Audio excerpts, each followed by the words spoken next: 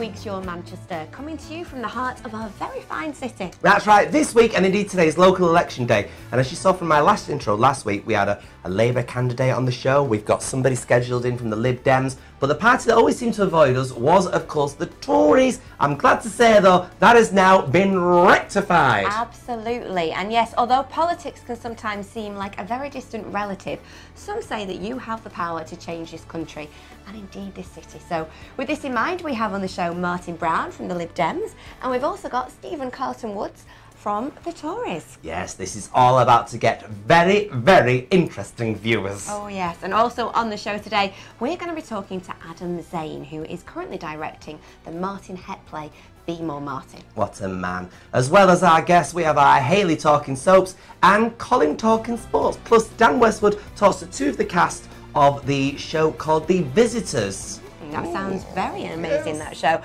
Isn't he also talking baby gadgets? That boy never stops talking, honestly, seriously, No. it's terrible.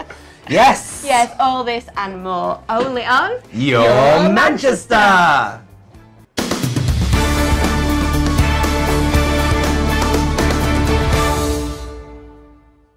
Well, this is going to be incredibly interesting. Every few years, if you're like me, you find yourself in a dilemma.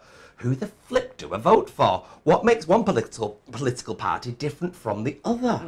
Yes, that is right, and Manchester is currently a very heavy red-led city. Yes, by this we mean Labour. Voting days here. Who do you vote for and why? Yes, well, hopefully to help us understand a little bit more, we have in the studio Martyn Brown from the Lib Dems, and we've also got Stephen Carlton-Woods from the Conservative Party. So a big welcome to you both. Thanks for having us. Rather, where do we fully begin? This is exciting, isn't it? It is. So, first of all, I'm going to go straight to you because I've had questions sent to me this week. Oh, great. And the main one that's been sent to me is, are you concerned about the growing developments and gentrification of the gay village? Well, yes, certainly. I am very concerned about the growing developments in the gay village and whether that will lead to gentrification. It's something that's come up a lot during the campaign. It's something a lot of people feel very strongly about. It is a major, major issue. We can sit on Canal Street and we can look out and we can see the start of these big developments going up across the other side of the canal. We can see Manchester New Square and Campus. I actually went into the showroom apartment for the Manchester New Square and was inquiring about prices, and the cheapest possible one-bedroom flat available was £239,000, Yes. which was almost double my budget, and is not really meeting the need and the demand that we've got in this area. We know what the problem is.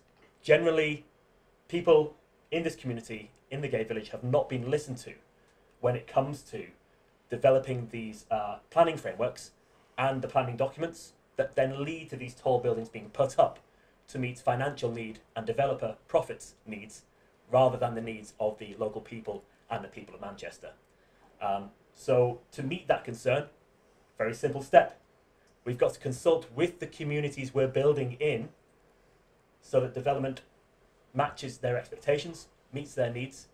We draw it from the bottom up, not top down. And what are your thoughts, Stephen, on that matter and the whole developments? Well, it's very difficult when you've got planning regulations and when applications go in.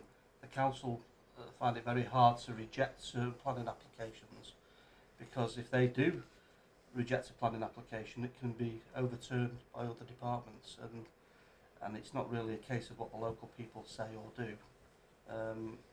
Higher authorities make that decision sometimes. It's not always the right decision, and some people will lose out in the village because of it. So that's an unfortunate situation, but there's not a great deal we can do unless the community of Canal Street get together and purchase certain sites themselves. But we were talking about that earlier. If they'd have done that many years ago, we wouldn't be discussing this now in this way. But it's like having the foresight to know that and action things. So It's almost being hemmed in, isn't it, yeah, the village now? So, But if I may, Stephen, very few planning rejections actually get overturned on appeal at the courts. But also, there's a lot of public money that could be spent here in and around the gay village. We look at the progress that's been made making St. Peter's Square look beautiful, fresh, clean, open public spaces. That hasn't happened here in the gay village. well, We could have spaces like that. We could have infrastructure that helps. Why not have crossings on Sackville Street that help people want to have a rainbow crossing like Brighton developed. Wouldn't that be brilliant? So there's lots of things we can do if we talk to the community and see what is needed here and spend the money where it's needed. Now, your party's all for talking and being quite strong out there, but do you actually think that your previous leader, Tim Fallon, and his religious beliefs have damaged the support from the gay community? Yes, unfortunately it has. Those comments were abhorrent, and I must reiterate, those do not reflect my views, nor the views of 99.9%, almost all of the party. The main issue, I think, why I'm a Lib Dem, is that they are proud supporters of human rights. It's a Liberal bill that first decriminalised gay sex. We are big supporters of the Human Rights Act, and we know the progress that's been made for the LGBTQ community in advancing the rights to participate in society as equals through the Human Rights Act. And we're the proud supporters of that. And one of the reasons why I'm a Lib Dem and why people should still support the Lib Dems is that we support equality in all areas going forward. And there's still more work to be done, and that needs to be done through having Lib Dem representatives like Lynn Featherstone, the Lib Dem MP, who helped bring about the Marriage Equality Act. But Martyn, I don't think it's just your party that's facing such challenges. Obviously, we know all about the Conservatives at the moment and a bit of an uproar that we're having nationally about the Conservatives. How do you think that's going to affect the local elections for you then, Stephen? Well, let me just go back a little bit here, because the Lib Dems don't have the monopoly on human rights and things like that. We all have an interest in human rights and doing right by people. Like the Labour Party seems to have them, think they've got the monopoly on the NHS. Well, they use the NHS as a political football as far as I'm concerned. We try and sort problems out, and I'm sure the Lib Dems care about the NHS as much as we do. Yeah, but the Conservative Party have had a lot of problems themselves, haven't they? So it's not just Liberal Dems and Labour that have issues. What are you going to do about that in terms of local elections? Which issue are we talking about? We're talking about the actual Prime Minister at the moment and the fact that everyone is calling for her to stand down, the fact that you've got a new Home Secretary. Well, it's interesting you say that, because when I'm on the doorstep talking to even Labour supporters, they quite like our Prime Minister over Jeremy Corbyn.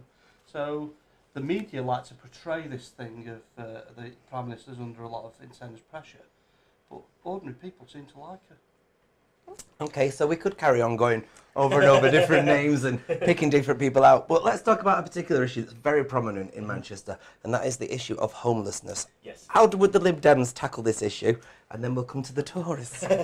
Well, I think we have to accept it is a tricky issue, probably the most difficult issue facing the city and our society at the moment. What has been missing in part up to now has been a real joined-up approach with different services speaking to each other. A recent report said there's something like 53 service providers giving help to homeless people in this city. And the overview and oversight has started to come about through some of the mayoral coordination across the whole Greater Manchester region. And we would support that action going forward. We'd support that action continuing. There has to be a joined-up approach, because if you just fund rough sleeping provision but don't fund mental health support, no point giving somebody a bed for the night or a home if there's not going to be the ongoing support to make progress and for them to make personal progress out of the situation they're in. Is that something you agree on, Stephen? Right, it's a complete shambles, the homelessness situation in Manchester. Then again, this is something else that suits Labour, because they can say, oh, look at this is times of austerity, government cuts, people living on the streets, servicemen living on the streets. It's an absolute shambles. There is no need for that to be happening at all. I partly wrote the Manchester Manifesto for the Conservative Party, and we have a section in there about homelessness, clearly defining what we would do in trying to eradicate the problem and to reduce the amount of rough sleepers in Manchester Centre. And the big overview of it is we have to have safe spaces for these people to go to, encourage them to come off the streets, because there is people there, if you give them £1 million, they'd still live on the streets, unfortunately, but that's a very small amount of them, not the general picture. So we need nice, proper secure spaces for them with the right support there. So we need social workers, health workers, housing officers, benefits workers, all at these locations, making sure these people are cared for right from the beginning and work through a plan, and they're maintaining their lives through the other side, not just a short-term solution. This wouldn't cost a great deal of money. When you think about the pressure it puts under the city for the amount of money that's being spent now and cleaning up and stuff like that. If it was done properly in a smart way and managed properly, it wouldn't really cost that much money. And when we think about how much money's in reserves, Manchester City Council have currently got £380 million sat in reserves doing nothing. It's an absolute disgrace. 7 years ago, in 2010, when the Conservatives came into power, at that time Manchester City Council had £120 million in reserves. Within 2 months, Sir Richard Lee stated that Manchester City area was the third most deprived urban area in the UK. So I responded to that saying, well, Sir Richard, do you think this is an achievement by the Labour Party, considering you've had control of Manchester for 40 years and we've just had 13 years of a Labour government? It's an absolute disgrace. Anyway, today, so 8 years on, they're now sat on £380 million in reserves. So why are they making all these frontline cuts? They're making people, the needy, suffer, and they're driving people into poverty just to score political goals. They're an absolute disgrace. Well, you've touched on Labour there, and obviously it's today's elections, and do you think, obviously Manchester has been a prominent Labour city, do you think we are going to see that change then? You can put a red rose on a pig, and some people would still go out and vote for it. I think that's unfair to the voters. We need to offer a positive vision of what the city can become with a diverse range of voices. 2016 local elections, 34% of people voted for a party that wasn't Labour, and yet we only end up with 3% representation being non-Labour. We need to translate those votes that people have got for other parties into seats. We're going to have to cut this short in a minute, but it is very interesting. It's something that I'd definitely like to get back to. But just before we finish, people are going to be voting today. Why should they vote Lib Dems? You should give 3 votes to your local Liberal Democrat team, because we are for equality, diversity. We want positive, proactive councillors in your area to help you. We want to devolve decision-making to the lowest possible level. That's the neighbourhood and the community who should write the development plans for their area. And why should we vote Conservative? It's tough in some areas because they're absolute through and through Labour, but I'd still say it's important for Conservatives that live in these areas, go out, vote Conservatives, because your votes do count. At the end of the day, Labour will be looking at all these Conservative votes we've got. It'll make them very worried, and in some areas we can actually win, and we would have a real opposition to Labour, and we could really scrutinise them and help make them do the right thing and spend money in the right areas, and stop sitting on massive amounts of money, and make sure that the people of Manchester that need help are getting the right help and provision. And also, we're in government as well, so we'd have a lot more. We've got ears in Westminster that would help us more, I think, as well. All right, then. Well, thank you very much, both of Certainly you. good talk as the Conservatives. Thanks very much. Love it. Thank you. I'm none the wiser. One lady who is a lot wiser, especially about soaps, is our Hayley. Over to you, Hales. Hi, I'm Hayley, and let's start with some soap gossip. Now, first of all, we're going to talk Emmerdale. Now, this week, Meghan thought that Frank had been cheating on her, so she kissed Graham. Actually, he hadn't, and then he got down on bended knee and proposed to her. What's she going to do? Now, she's asked Graham to keep quiet, but, you know, is it that simple? Will that actually happen? Now, Joe's life hangs in the balance after jumping off the edge of the quarry. And next week, it's Bob and Brenda's big day. But Bob is nowhere to be seen. It seems that Arthur's actually locked him in a pirate ship. Now, will he make it to the wedding on time, and will he be forgiven? Now let's go on to the couples. Now the biggest news in the last 2 weeks was that producer Kate Oates is stepping down and Ian McLeod of Emmerdale is taking over. Now Kate's storylines have actually brought in some of the biggest viewing figures, so it'll be so interesting to see what Ian brings to the table. Actually, it's quite exciting when a new producer takes over, I think. Now, I don't know about you, and I've said this a few times over these shows, but I'm really, really intrigued by the rape storyline, you know, David's rape storyline, and I think Jack is doing an amazing job at portraying this. Such an important storyline. And next week, Shona actually finds out the real truth. So that'll be a good thing that she's finally finding out what's happened, and her and David will apparently get back together, which is wonderful because they're a cracking team. Now, Corrie have actually confirmed a male suicide storyline, and we will see Aidan take his life next week as well.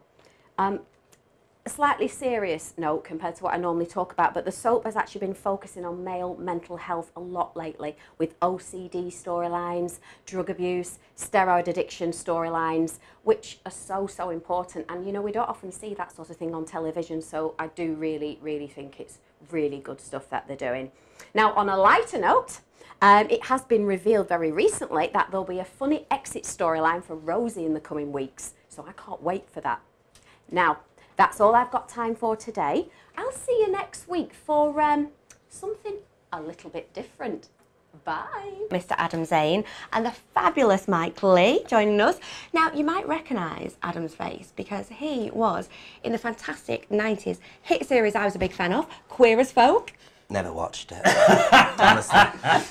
These days, not only does he act and write, he also directs. Yes, he does, and he's currently directing for the second time a beautiful play called Be More Martyn. Based on one amazing young man, a zillion times more glittering than what I am.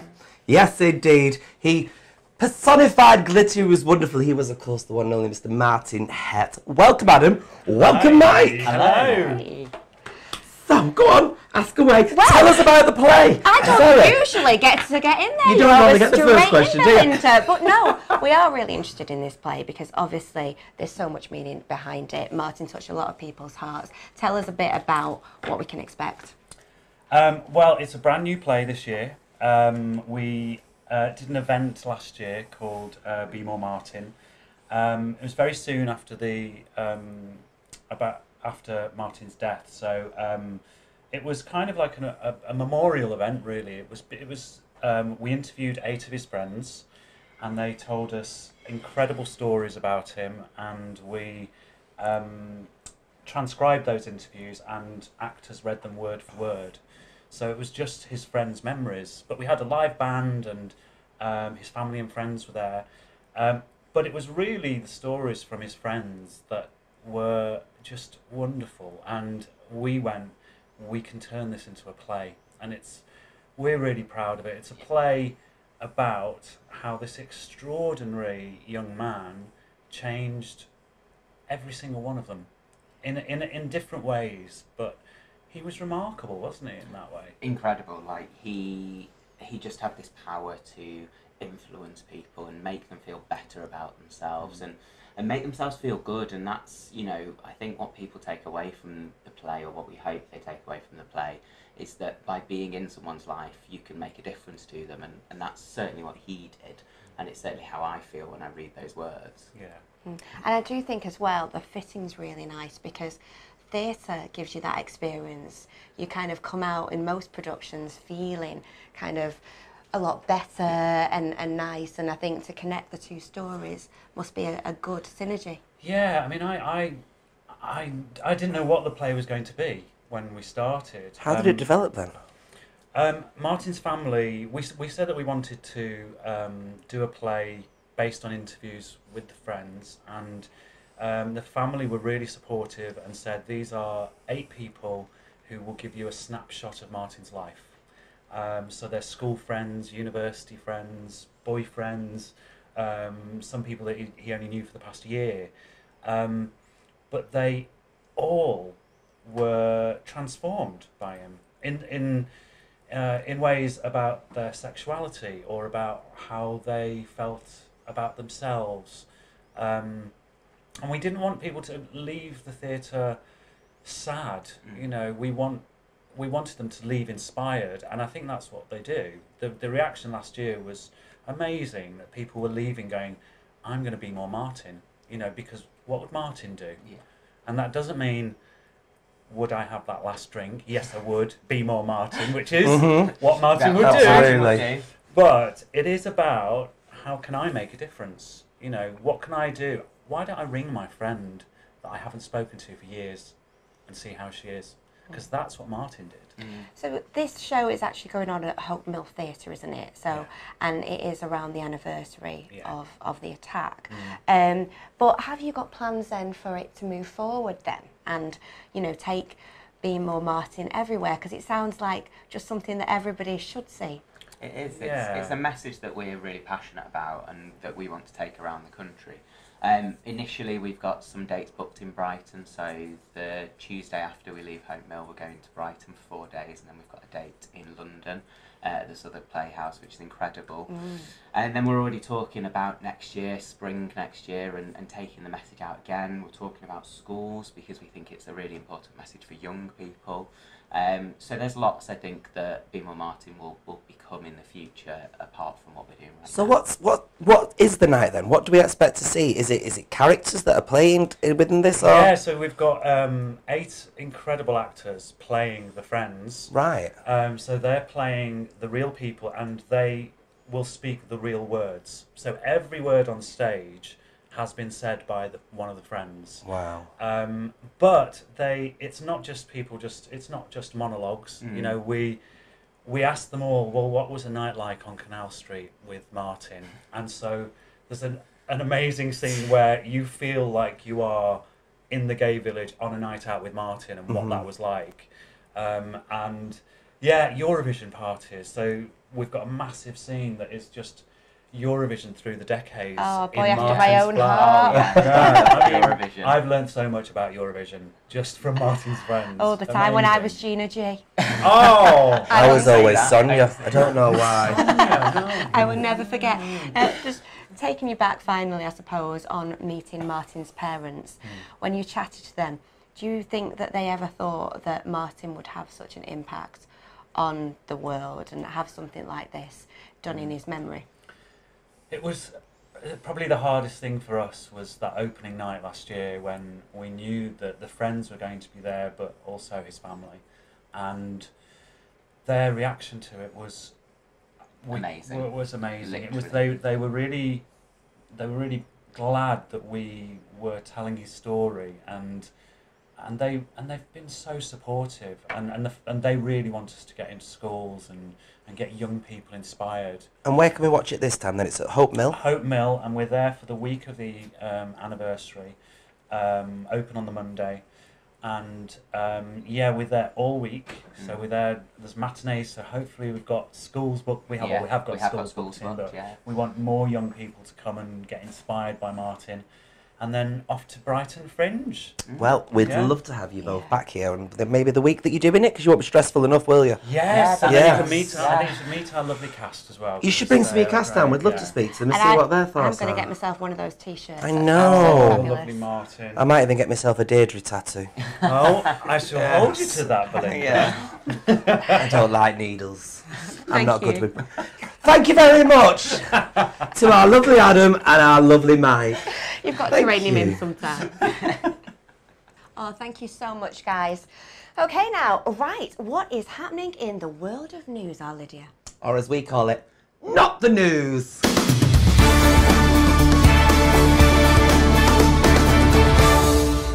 Hiya, I'm Lydia, and you're not going to believe what's been going on. First, a cute story about an even cuter dog. Every time one woman goes shopping, her guide dog takes her to a dog shop without her knowing. We've already established that dogs can be a bit cheeky and fib if it gets them a treat, but one guide dog has taken it a step further. Every time his owner takes him out shopping, he steers her towards a shop called Cool Dog Gear.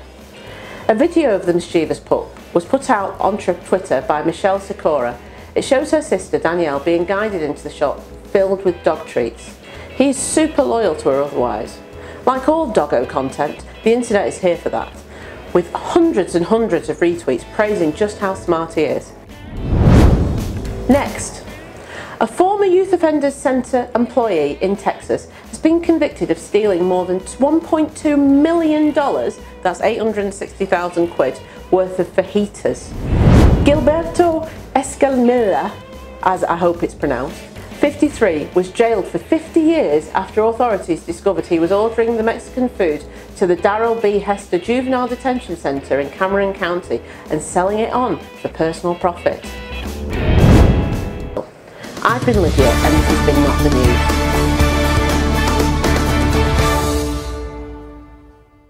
Back over to Art Dan Westwood, who yesterday got to speak to Sam Glenn and Jabez Sykes from the show The Visitors Book. Oh, she cracks me up.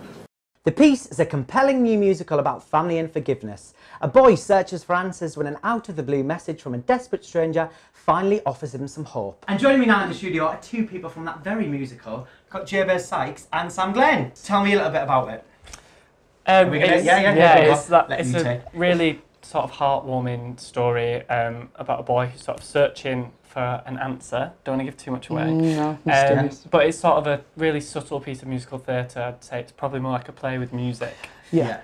And yeah, it's really beautiful. We've got some quite young cast members in. It's called The Visitor's Book, guys. Yes. Yeah? So we've touched upon a little bit about what it's about. Where did it come from? Where did the idea come from? So it's an original concept by the writer Sarah Nelson, and I don't know where the idea came from. It's based on a true story. Oh, is it? There so we go. Just adapted that, right? Yeah, Okay. so we sort of taken the true story and then stretched it into I remember about 12 months ago Sarah said, she told me the story and then was like, can you imagine it as a musical? And now here we are. And she did it. I think she was really excited about kind of creating this. There's so much scope with the story. I mean, it's a beautiful story. It's really simple, really simply told. Where can we see it? Just finally wrapping up. Hope Mill Theatre. Yeah. Woo! And what dates are we on? It's next week it's on, so if you want to catch up, I think we're on 3 dates, yeah? Yeah, 9th, 10th and 11th of May. Yeah, and what time? 7:30. 7:30, there we go. So if you want tickets, guys, just pop over to Hope Mill Theatre website and you can get all the information there. Felix Opus provides prepaid funeral plans. Don't think you're too young to have one, because it's actually an investment. Funeral plans rise by 6 to 8% each year, so what a funeral costs today could be double in 10 years' time. A prepaid funeral plan will freeze the cost at today's prices, so not only does a funeral plan take away the financial burden for your loved ones, but just as importantly, it takes away the emotional burden for your loved ones.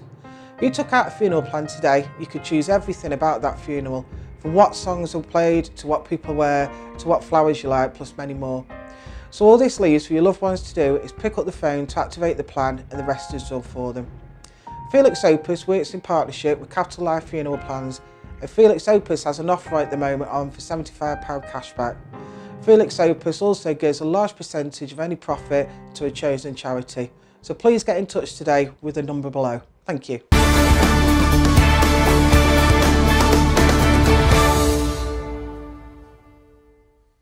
Well, hello, titters. What have you got for us this week? Well, we've got a little bit of the roundup of the weekly sport, followed by the sport of the week, which is the triathlon. Lovely. So, a quick roundup from the football from Sunday. City managed to win away at West Ham 4-1. So another 9 points left to achieve the highest points tally in a... They did give them a run around, didn't they? 4-1. That was astonishing. But I did like the fact that Man United had a bit of a good weekend as well. Well, yeah, 1-2-1.